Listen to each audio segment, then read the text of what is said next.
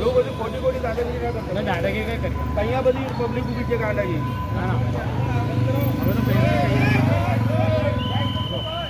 ઉમર પાડી ખાલી જેને કર્યું તો કરે નહીં. આ તો ભાઈ હવે દેશના માટે અડધો કલાક રાહ જોવાની, બીજું તો શું કરવું?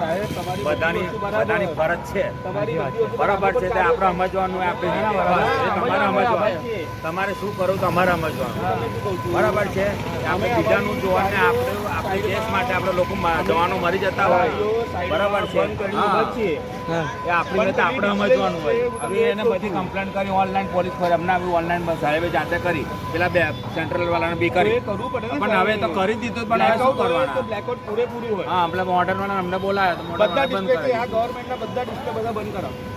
હા બરાબર. યાર એ બધું ઈચ્છું તો અડધો કલાક તો પછી અડધો કલાક માટે બધાને પાડવું પડે ને સાહેબ. ખાલી ગાડીવાળા એકલા જવાબદાર નથી એના માટે.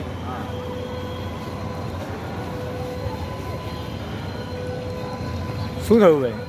શું વિષય હતો તમારો? શું ઓછું કરો. શું તકલીફ હતી? મારો વિષય એવો છે કે રસ્તા પર ઉભા રહીને ગાડીઓ બંધ કરાવો છો તમે, હા, એને વાંધો નહીં, પણ આ જે ડિસ્પ્લે બોર્ડ ને બધું ચાલુ છે એ કોણ બંધ કરાવશે? બરાબર છે. એની જવાબદારી કોણ લેશે?